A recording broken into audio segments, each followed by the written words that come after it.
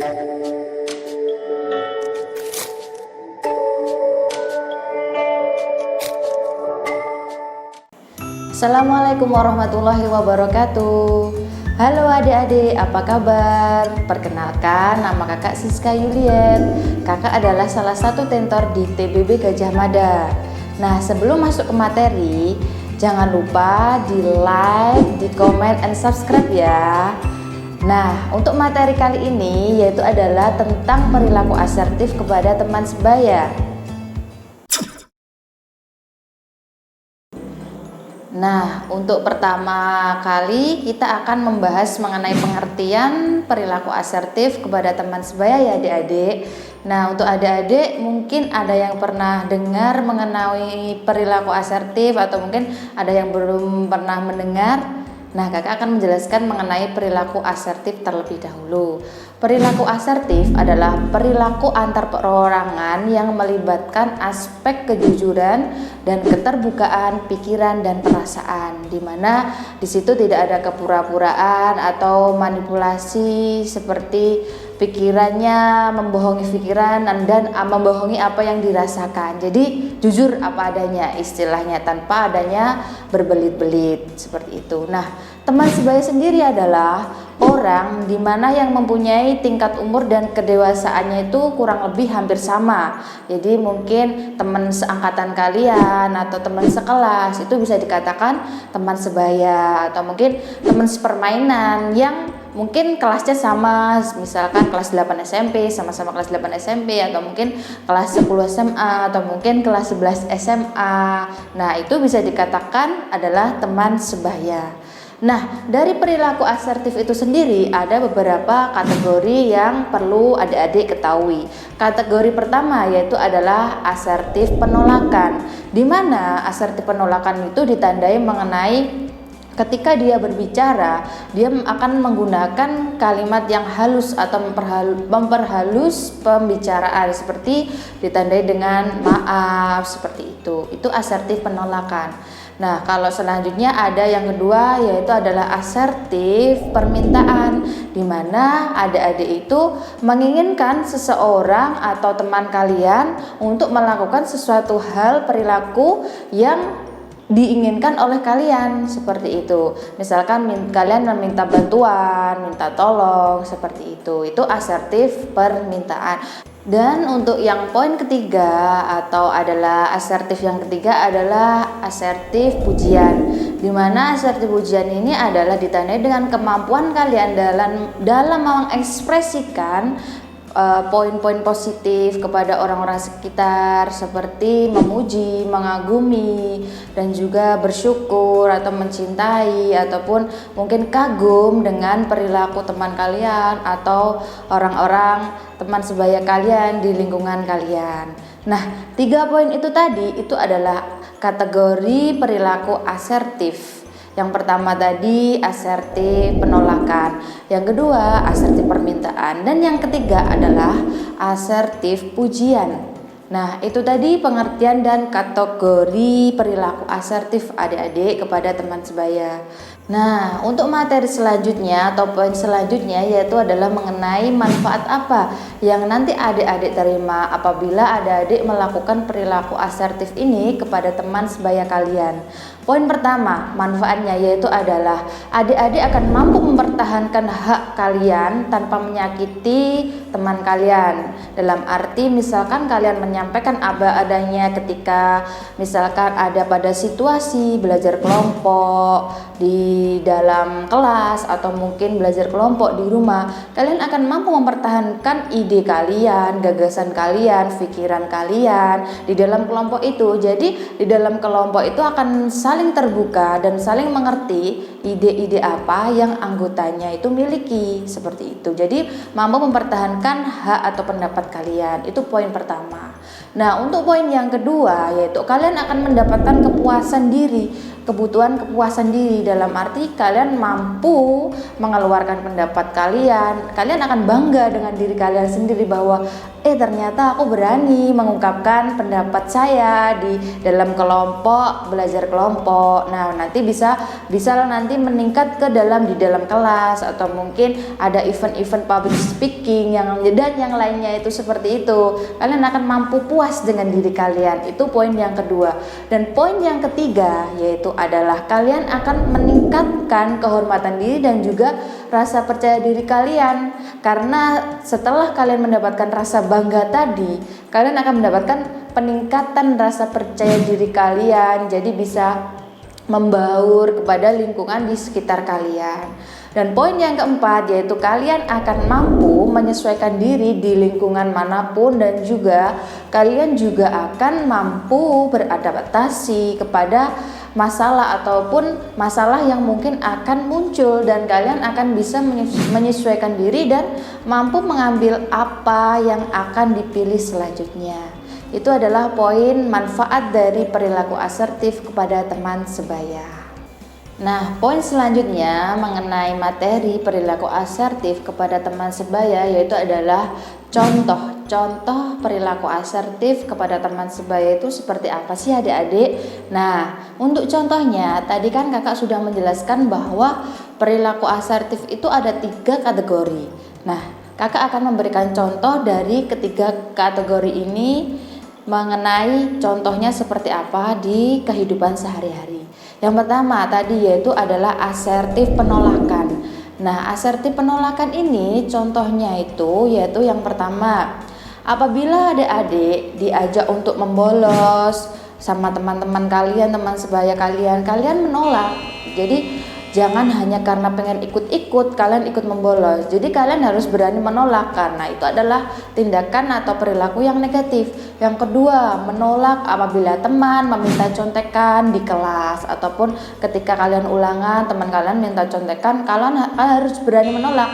Jangan sampai berpikiran karena dia sahabat saya, karena dia teman dekat saya, ataupun karena dia mungkin saudara saya, kalian memberikan contekan. Seperti itu, kalian harus berani menolak. Dan selanjutnya, kalian harus berani menolak apabila diajak untuk mungkin membolos, ataupun mungkin merokok, atau mungkin hal-hal negatif lainnya. Yang jelas, perilaku asertif kategori asertif penolakan ini, kalian harus berani mengungkapkan pendapat kalian secara jujur dan terbuka bahwa kalian berani menolak perilaku-perilaku yang negatif itu tadi. Nah, untuk contoh asertif permintaan yaitu yang pertama, kalian meminta untuk mengembalikan barang yang dipinjam oleh teman kalian. Jangan sampai karena kalian malu untuk meminta barang balik kalian diamkan saja. Jangan seperti itu. Apabila ada teman yang menyimpan barang kalian, atau mungkin sedang barang kalian dibawa teman kalian, minta saja karena itu barang kalian. Jadi tak perlu malu-malu, ataupun karena mungkin dia sahabat ya udah biar dibawa aja barangnya, jangan seperti itu ya. Yang penting kalian tetap melakukan perilaku asertif kepada antar sahabat, teman sebaya, ataupun orang-orang di sekitar kalian. Nah, yang kedua yaitu meminta bantuan ketika kalian itu sedang kesulitan atau kesusahan. Jangan sungkan-sungkan meminta bantuan kepada teman sebaya kalian. Misalkan itu tadi, misalkan kalian kehabisan pulpen, kalian pinjem ke teman kalian, teman sebaya kalian, seperti itu. Itu yang asertif permintaan.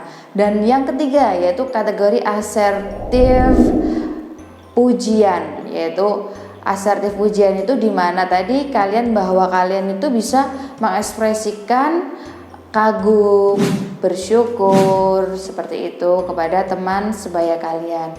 Nah, contohnya seperti apa? Contohnya yaitu yang pertama yaitu adalah ketika di kelas kalian ada teman kalian yang mendapatkan juara perlombaan mungkin, atau mungkin juara satu paralel di kelas, kalian memuji teman kalian dengan mungkin, hebat sekali ya kamu mendapatkan juara satu, seperti itu. Secara apa adanya kalian memujinya kepada teman kalian. Dan yang kedua, mungkin di awal-awal semester itu baru tahun ajaran baru, kalian mengenal teman yang baru, kalian mengajak ngobrol mereka di awal, menyapa mereka, seperti itu termasuk asertif pujian. Dan juga yang ketiga, mungkin kalian ketika dibantu atau kalian mungkin ditolong oleh teman sebaya kalian mengucapkan terima kasih kepada teman kalian, seperti itu. Dan untuk poin selanjutnya yaitu adalah gimana sih untuk kalian tips bahwa perilaku asertif itu bisa mudah dilakukan untuk kalian, karena biasanya adik-adik masih malu-malu untuk mengungkapkan apa yang kalian pikirkan atau mungkin apa yang kalian rasakan kan. Nah, kakak akan memberikan tips terakhir untuk kalian bagaimana agar adik-adik itu bisa melakukan perilaku asertif pada teman sebaya itu di lingkungan kalian, entah nanti di sekolah, di rumah, atau mungkin di tempat teman sepermainan. Adik-adik bisa melakukan perilaku asertif ini. Nah, untuk poin terakhir yaitu adalah tips agar sukses berperilaku asertif adik-adik. Di sini kakak akan menjelaskan beberapa poin untuk adik-adik agar adik-adik bisa sukses melakukan perilaku asertif kepada teman sebaya pada lingkungan sekitar kalian, entah nanti di sekolah, di rumah, atau di tempat sepermainan kalian ya. Nah, poin pertama yaitu adalah menyampaikan sesuai fakta dan jangan menghakimi, di mana kalian ketika memang melihat misalkan teman kalian berbuat yang tidak sesuai, kalian juga cukup ingatkan saja, jangan sampai menghakimi teman kalian, jangan sampai menjauhi ataupun dan yang lain sebagainya, jangan sampai, cukup diingatkan. Dan apabila perilaku negatif itu kalian diajak untuk melakukannya, ya kalian tegas dalam menyampaikan bahwa kalian tidak ingin mengikuti perilaku tersebut. Itu yang poin pertama. Dan yang kedua yaitu adalah tidak membesar-besarkan perilaku negatif teman kalian, dalam arti kalian terus mengungkit terus perilaku negatif teman kalian ketika sedang mengobrol ataupun mungkin berada di kantin atau mungkin di mana. Jangan terlalu membesar-besarkan terus-menerus, dan cukup diingatkan saja bahwa kalau dia sedang melakukan perilaku negatif cukup diingatkan, dan kalau bisa kalian tahu untuk tidak melakukan ikut perilaku negatif tersebut. Jadi tidak perlu terus diulang-ulang untuk membahas perilaku negatif tersebut. Dan poin yang ketiga yaitu adalah gunakan kata saya dalam mengungkapkan perasaan kita terhadap teman. Dalam arti misalkan kalian tidak bisa menghadiri, misalkan kalian diundang di acara ulang tahun teman kalian, ya katakan bahwa saya minta maaf ya karena di rumah saya sedang repot. Jadi katakan ada kata saya ketika mengungkapkan perasaan kalian kepada teman kalian, jadi secara halus seperti itu. Nah, poin yang keempat yaitu adalah mengenai melatih bahasa tubuh dan nada bicara. Dalam arti bahasa tubuh itu jangan sampai kalian terlihat seperti membentak ketika berbicara, nada bicaranya, karena itu akan menyakiti teman kita. Jadi kalau memang ingin berbicara ya berbicara sesuai sopan dan santun. Terus bahasa tubuhnya juga harus sesuai dengan harus lembut, jangan sampai menyakiti perasaan teman kita seperti itu, atau lawan bicara kita, teman sebaya kita. Itu yang poin keempat. Dan poin yang kelima yaitu mengenai bertanya dan mendengarkan saat berbicara dengan teman kita.